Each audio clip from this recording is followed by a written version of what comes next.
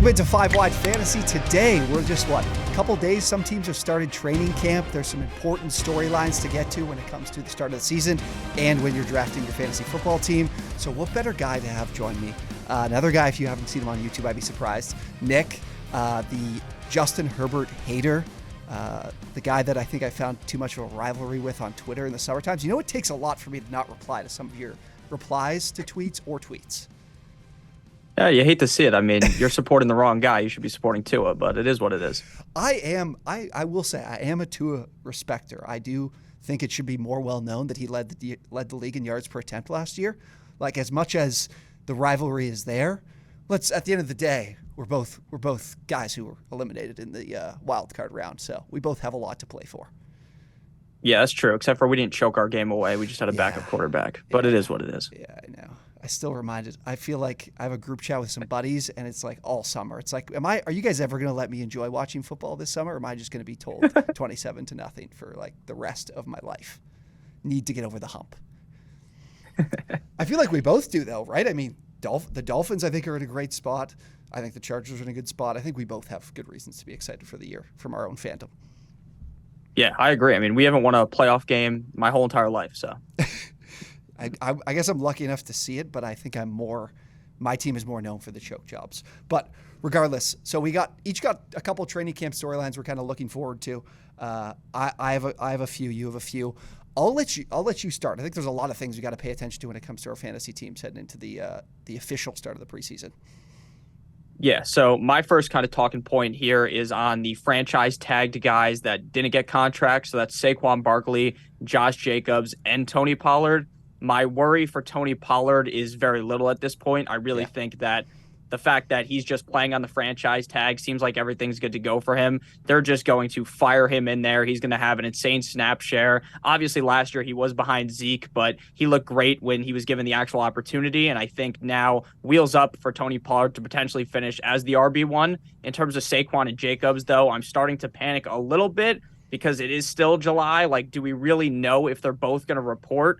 And if they don't show up to training camp and maybe you have to do your draft in the middle of August, I don't know how confident I would be in drafting those guys where they're going right now. Yeah, like this early, if anyone's doing a draft now, I'm not even thinking about it. Like, I don't really put much weight into it. But as we get closer, it gets more and more worrisome. Did you see this from the other day? I didn't know this was a thing. Now the fines for missing practices are actually mandatory. Like, the teams can't pull those fines. So I don't know how much of an impact that'll have on these guys when they show up. I feel like the Josh Jacobs side is like Josh McDaniels will take the Bill Belichick approach, like, hey, you don't want to show up? I'm a Bill Belichick disciple. Anyone can run the ball in my offense, even though, I mean, Josh Jacobs carried the offense last year. Like, we talked so much about Zamir White. I think I felt like in the preseason and early in the season, like, is he going to play a role? I feel like the Raiders are in a spot where they could just be like, fuck it, we'll just give the ball to Zamir White. We're going to stink anyways. But the Giants side of things, that schedule is brutal, and they don't have a guy I trust. Like, would you draft Eric Gray at this point at the end of your drafts? Yeah, I mean, from what I've seen from a lot of people talking about the Giants, maybe Matt Breida's the guy to draft, but do you really trust Matt Breida to be a starter weekly on your fantasy team, especially when they just drafted Gray? I don't think so. It seems like for the Giants, it's going to be a straight-on committee if Saquon can't go, but I do think, kind of like you're talking about, Zamir White could be the guy, but who knows how long the holdout even lasts. Like, maybe Jacobs is tired of sitting on the couch 3 weeks and just wants to come play. Yeah. Before we move on, I want to know from you, how do you feel about this situation with the running backs? Like, for me, I get the problem. Like, it sucks for these guys. I think I said this in one of our earlier videos. Like, more people know about, let's say, Austin Eckler than they probably do let's say, I don't know, Myles Garrett. Like, I wouldn't say that, but someone who's more casual would. And these guys don't get paid anywhere near the amount. But from the NFL side of things, from the roster management, I'm like, more power to you. This is probably the way that you should win football games, is not paying your running backs. Yeah, I definitely agree that, like, you don't necessarily need a great running back to win, but I think that chart that's going around Twitter where it's like, oh, LeGarrette Blount won 3 Super Bowls or whatever, getting paid $4. Well, it's like, yeah, because Tom Brady was the quarterback, right? Yeah. Like, let's be honest, it's hard to win a Super Bowl with a great running back if your quarterback isn't the best. So, like, paying Daniel Jones and then not giving Saquon Barkley his money, to me, just seems like a little bit crazy because when you're looking at the Giants roster, at least offensively, right? Some people say Dexter Lawrence is the best player. On offense, Saquon Barkley not only is the best player, he's the best running back, he's the best pass catcher. He does it all. Yeah. And, Daniel Jones isn't all that great. So I would be really shocked if Brian Daboll or the Giants don't fold at some point and realize they need to pay him. Yeah. Yeah, I would agree. I think that of all these guys, they're the ones that I think are in the toughest spot that they really need him, because I think the Giants are going to stink this year. But anyways, first one I have is the rookie running backs, not the rookies that went into the first round, the second and third round guys. So let's just start with the guy I'm excited to ask you about is Devon Achane. Like, I was very excited about the Miami backfield going into the year, and very, I think, poorly thought Chase Edmonds would be a valuable play, because I'm like, Tua doesn't push the ball downfield that much. He'll check the ball down to him. He's a really capable back. And then the Achane thing is, like, we've got this committee. I think I've noticed from your underdog drafts that you've shared, or just from previous videos, you're not really. Are you looking his way much? Yeah, with Achane, I'm kind of just mixing around all the guys on Miami. So, like, in some drafts, like Jeff Wilson on certain drafts literally goes in like the 16th, 15th round. So I just take him. But I have a lot of Mostert, a lot of Achane. The reason why I'm a little bit worried about Achane right now is all of this stuff with Dalvin Cook. Like, Dalvin Cook might go to the Patriots. There's a chance he meets up with James Cook in Buffalo. There's a chance he goes to Miami. I just can't be 100% banging the table for Devon Achane, knowing that basically all of his value is sucked out the second Dalvin Cook shows up, right? Like, you're not going to want to draft Devon Achane even in the 10th, 11th round if Dalvin Cook is there. Yeah. And I was like, I really enjoyed, like, Mostert and Wilson were two guys I loved on the wire late in the season. Like, this Miami backfield with Mike McDaniel as the play caller, that 49ers-esque scheme, there's value to be had. Like, I think somebody is going to be happy as a fantasy owner with one of these guys. So in training camp, I'm definitely, like, big time paying attention, reading up on these three guys for sure.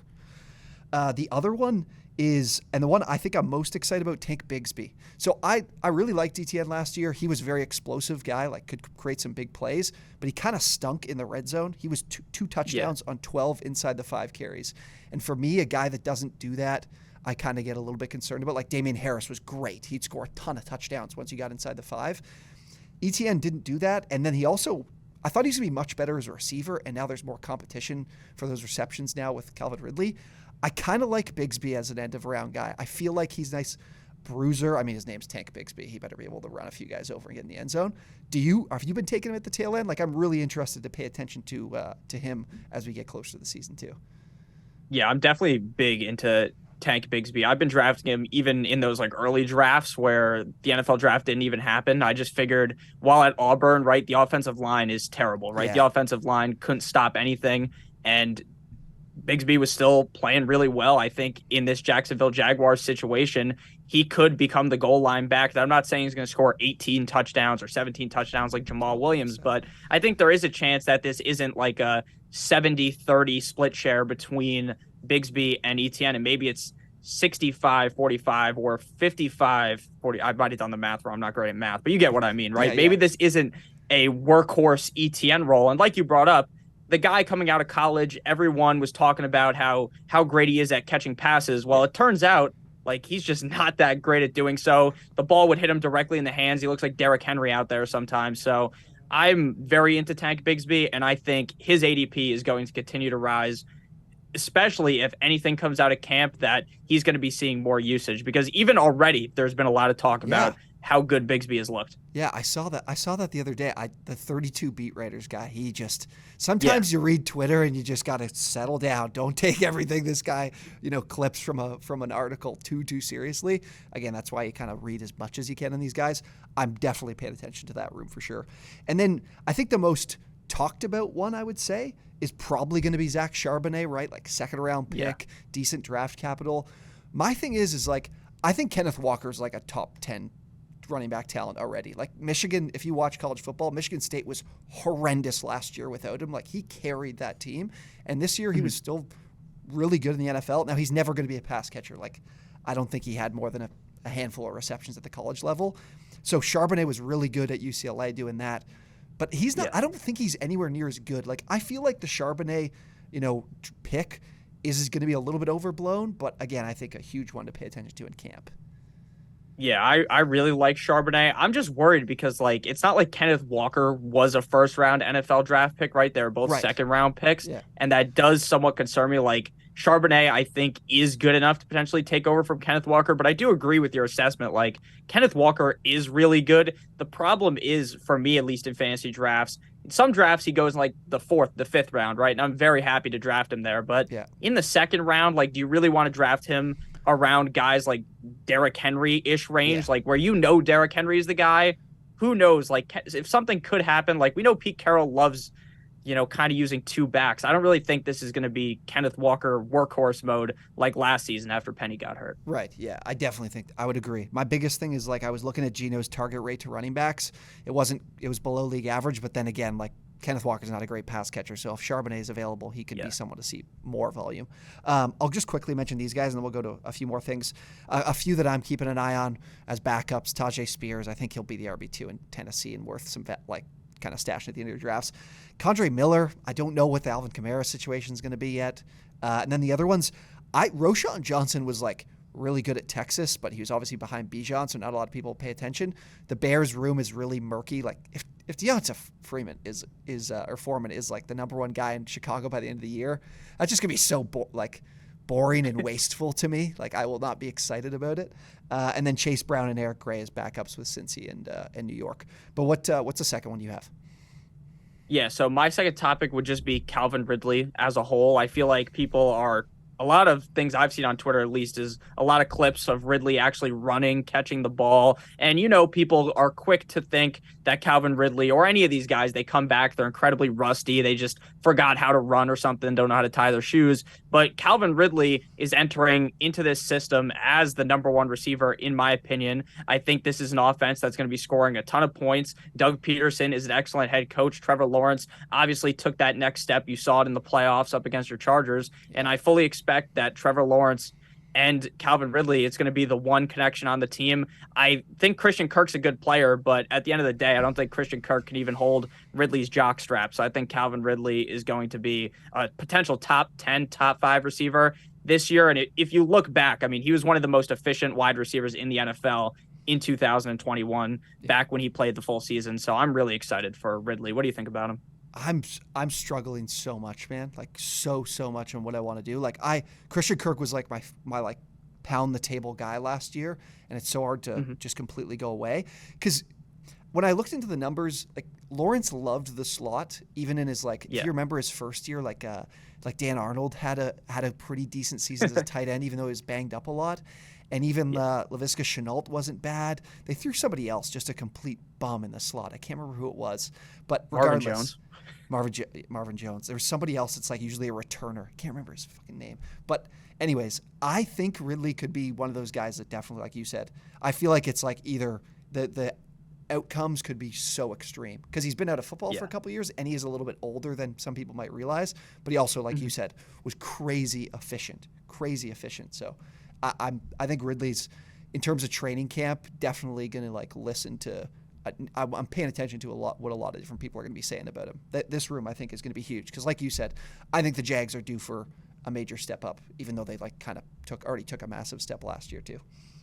Yeah, I mean, I agree with you completely on what you said about risk. Like, if you're someone who wants to be completely risk averse in the first 3, 4, 5 rounds of your draft, then maybe you want to stay away from Calvin Ridley. But if you're someone who's hunting that real upside, obviously it's hard for Calvin Ridley to finish as the number one receiver when Justin Jefferson and Jamar Chase, Tyreek Hill, Cooper Kupp are in the NFL. But if someone's going to do it, there's a chance Calvin Ridley could because of how good the Jags offense is and how good he is. Yeah, I did a video, recorded it yesterday, so there's a lot to be out by now. But I did dark horse guys to finish wide receiver 1 and overall, and I'm looking, I'm Cooper Kupp did it, but typically you're not going to see if you're happy if a guy outside the top 12, if he's in the conversation by week 13 to be wide receiver 1 overall, then that's more than good enough for me, right?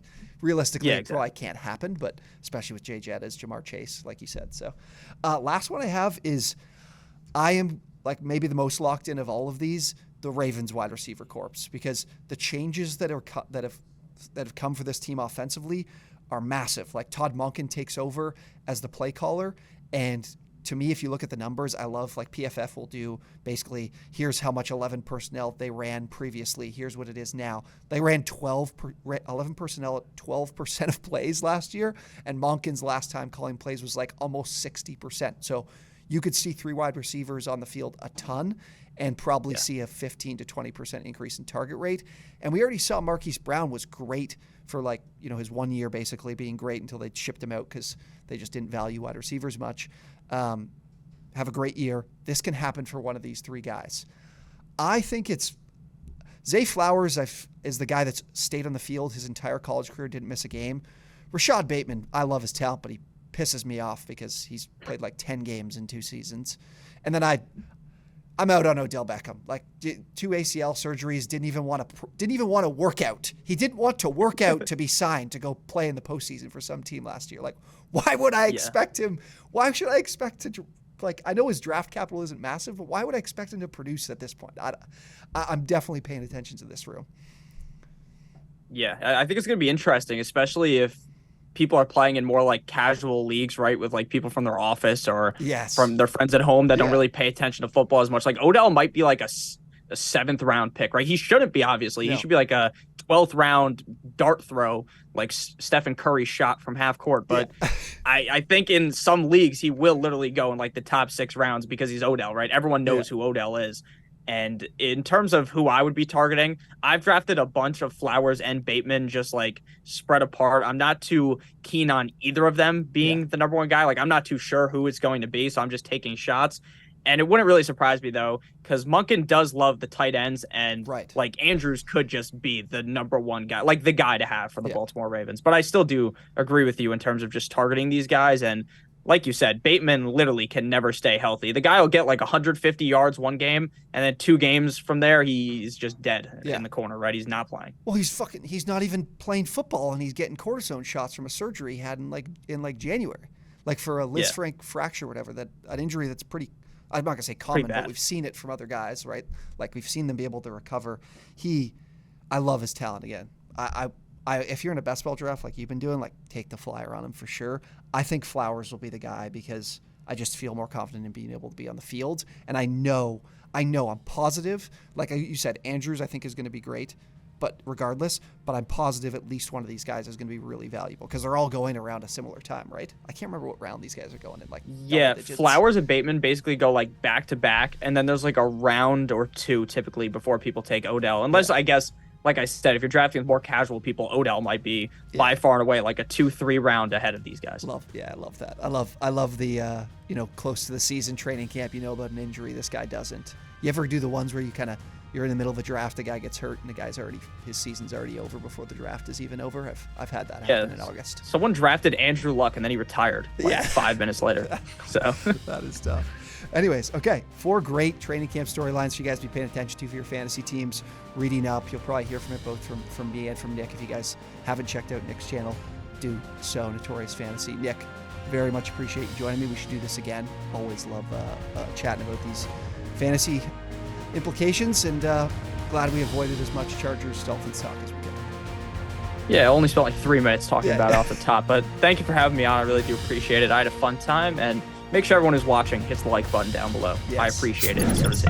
Absolutely. Help us get to 30,000 subs. Appreciate you guys, and we will see you on the next one.